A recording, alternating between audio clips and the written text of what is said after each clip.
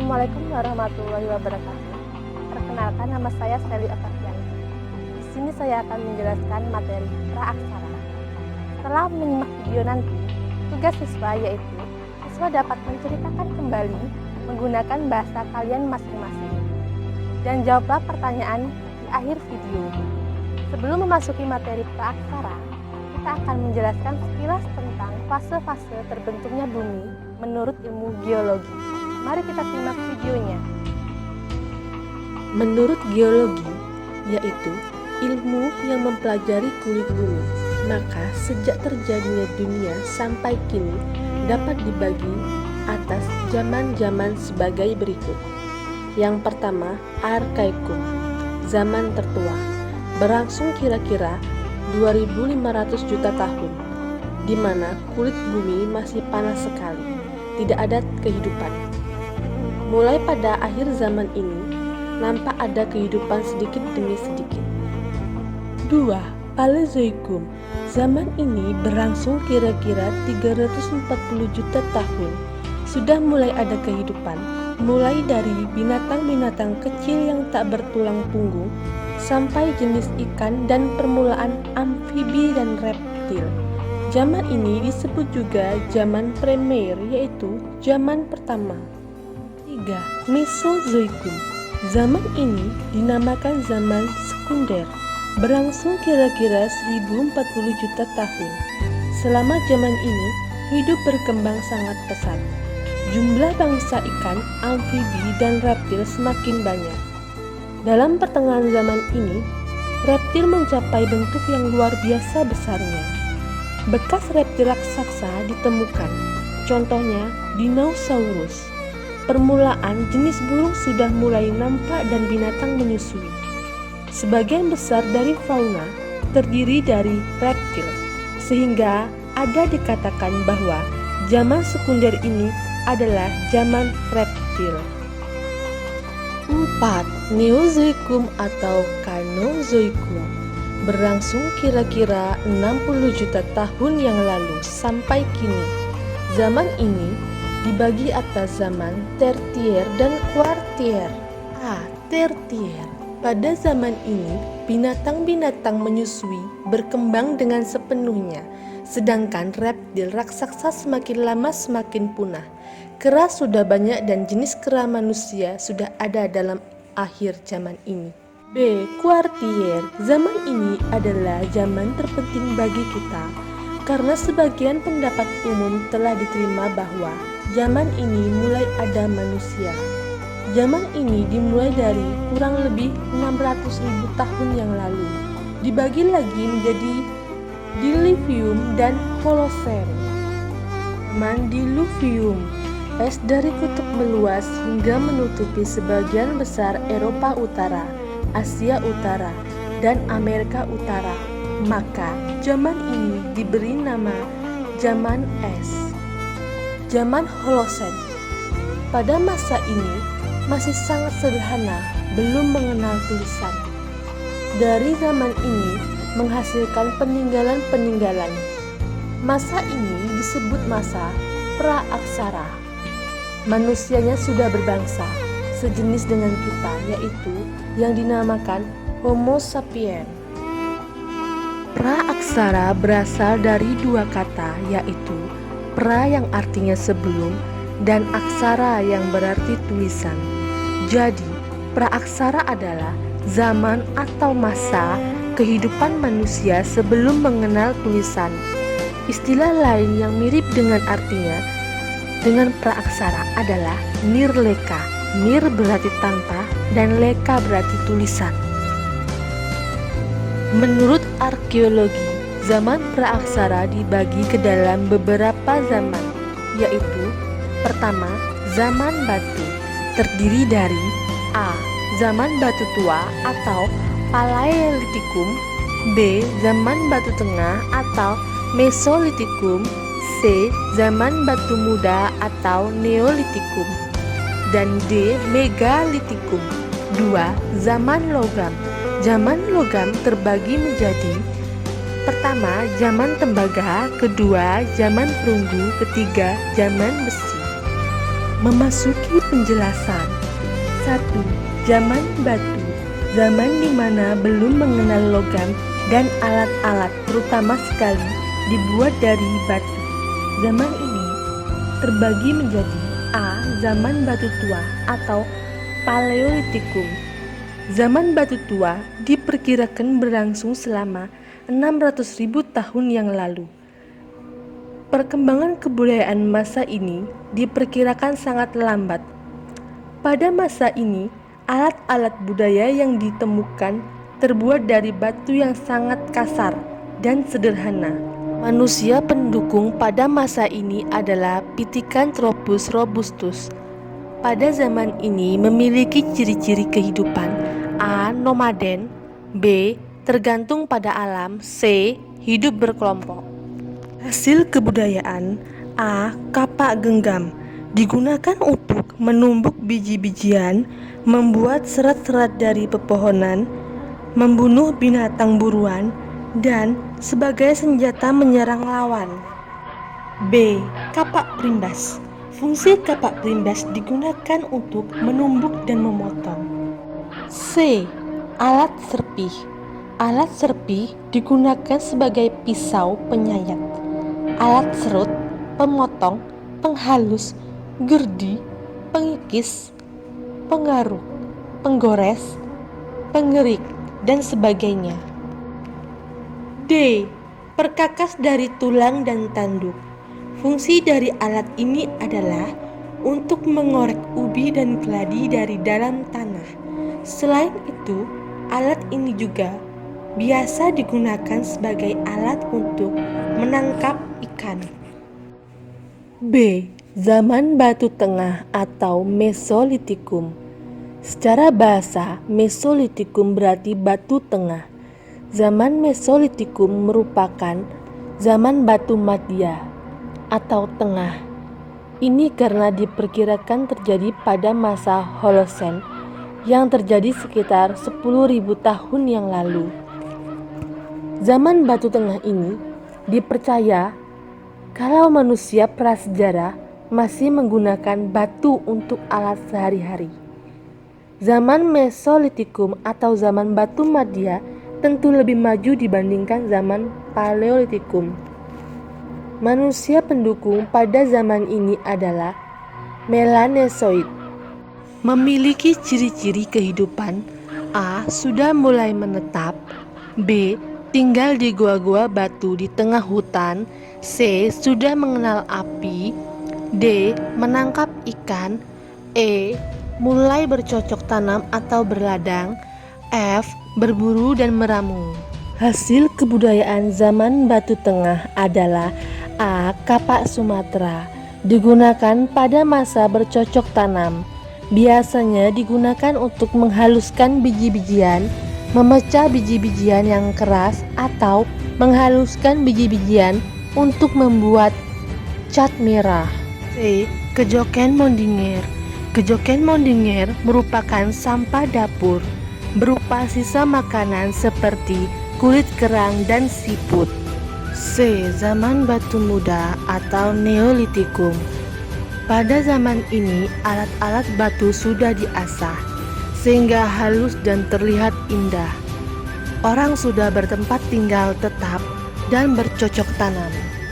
Manusia pendukung pada zaman ini adalah Austronesia, orang-orang dari Proto-Melayu yang berasal dari suku Dayak, Nias, dan Toraja.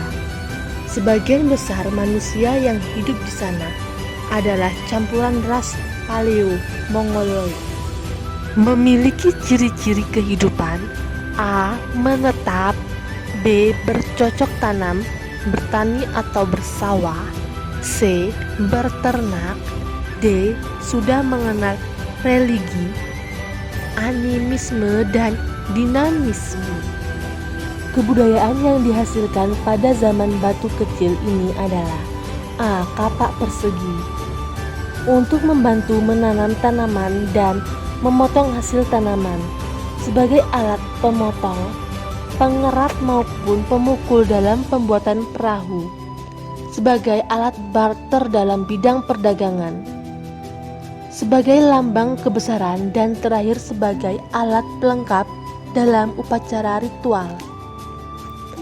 B. Kapak lonjong digunakan untuk berburu, untuk menghasilkan makanan sendiri melalui kegiatan bercocok tanam. Fungsi kapak lonjong sama dengan fungsi kapak persegi, yaitu sebagai pencangkul. C. Mata panah. Fungsi mata panah pada zaman purba sebagai alat untuk berburu. D. Gerabah dimanfaatkan menjadi alat-alat yang berguna bagi kehidupan sehari-hari. Dan gerabah yang berfungsi dalam upacara keagamaan sebagai bekal kubur. E. Perhiasan sebagai alat untuk berhias, untuk mempercantik diri. Ini digunakan oleh kaum Hawa untuk mempercantik diri dan menunjukkan status sosial. D. Megalitikum. Megalitikum berasal dari kata mega yang berarti besar dan litos yang berarti batu. Zaman megalitikum biasa disebut dengan zaman batu besar karena pada zaman ini manusia sudah dapat membuat dan meningkatkan kebudayaan yang terbuat dari batu-batuan besar. Kebudayaan ini berkembang dari zaman Neolitikum sampai zaman perunggu. Pada zaman ini, manusia sudah mengenal kepercayaan. Walaupun kepercayaan mereka masih dalam tingkat awal, yaitu kepercayaan terhadap roh nenek moyang. Kepercayaan ini muncul karena pengetahuan manusia sudah mulai meningkat. Manusia pendukung pada masa ini adalah Meganthropus paleojavanicus, manusia berukuran besar, berjalan tegak. Kebudayaan yang dihasilkan yaitu A. Menhir. Menhir adalah sebuah batu besar tunggal yang bentuknya seperti tiang atau tugu. Fungsinya sebagai tanda peringatan arwah nenek moyang. B. Sarkofagus. Sarkofagus juga merupakan peti yang digunakan untuk menyimpan jenazah. Hanya saja bentuk dari sarkofagus seperti palung atau lesung yang terbuat dari batu utuh dan telah diberi penutup. Banyak ditemukan di daerah Bali dan Bondowoso, Jawa Timur. C. Dolmen. Meja batu yang digunakan sebagai tempat sesaji dan pemujaan terhadap nenek moyang yang berfungsi sebagai penutup sarkofagus. D. Arca. Arca atau patung adalah batu yang berbentuk binatang atau manusia, melambangkan nenek moyang serta digunakan sebagai pemujaan. E. Punden berundak-undak. Punden berundak adalah bangunan yang berteras yang digunakan sebagai tempat pemujaan roh nenek moyang. Dalam perkembangannya, punden berundak juga disebut sebagai bentuk awal dari candi di Indonesia. F. Peti kubur batu. Peti yang digunakan sebagai tempat penyimpanan jenazah yang terbuat dari batu. Zaman logam. Ciri kehidupan pada zaman ini adalah A. Berburu dan berternak. B. Bertani atau bersawah. D. Muncul pengrajin. Yang dihasilkan pada zaman ini contohnya seperti perhiasan. Zaman logam terbagi menjadi 1. Zaman tembaga. Masa ini orang menggunakan bahan tembaga sebagai alat-alatnya. Tembaga hanya dikenal di beberapa bagian dunia. Di Asia Tenggara, Indonesia tidak didapatkan zaman tembaga ini. 2. Zaman perunggu. Orang telah mendapat logam campuran yang lebih keras dari tembaga untuk pembuatan alat-alatnya, yaitu perunggu, hasil campuran tembaga dan timah. 3. Zaman besi. Orang telah dapat melebur besi untuk dituang menjadi alat-alat yang diperlukan. Alat alat zaman besi lebih sempurna daripada zaman sebelumnya. Zaman besi ini adalah zaman terakhir dari prasejarah. Mari kita simak beberapa peninggalan-peninggalan prasejarah yang ada di Provinsi Jambi. Kawasan ini terletak di Kecamatan Limun, Kabupaten Sarolangun, Provinsi Jambi. Wilayah ini berada sekitar 60 km ke arah barat daya dari kota Sarolangun, yang dapat ditempuh dengan menggunakan transportasi darat. Batu silindrik Nilo dingin. Pada bagian pangkal terdapat hiasan berbentuk manusia yang sedang duduk atau jongkok dengan kedua tangan direntangkan. Penggambaran manusia tersebut tidak sempurna, sementara pada bagian ujungnya dibiarkan polos. Hanya permukaannya dibuat cembung. Batu silindrik tersebut ditemukan di tengah persawahan yang terletak di atas sebuah bukit kecil yang sekarang merupakan lokasi perkebunan kayu manis. Kondisi batu silindrik tersebut sudah mulai rapuh dan patah pada bagian pangkalnya. Batu berelief muak.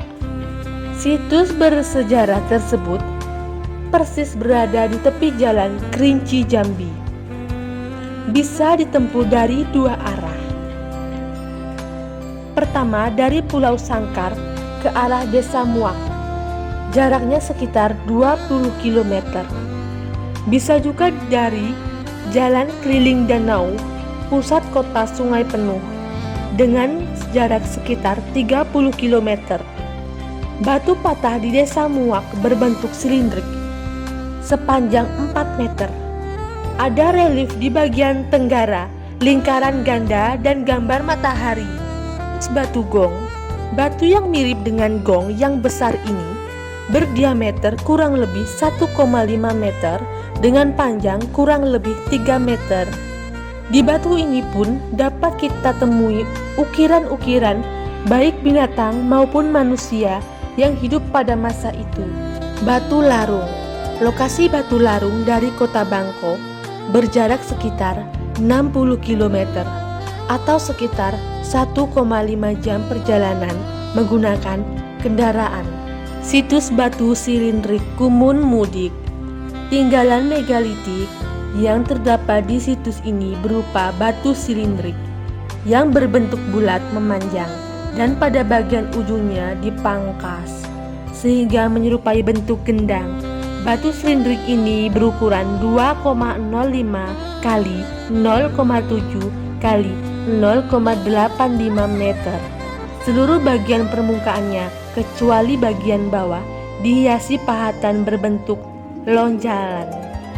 Motif hias lain yang dipahatkan pada batu ini adalah geometris pada sisi-sisinya, sulur-suluran dan spiral pada sisi kanan dan kiri.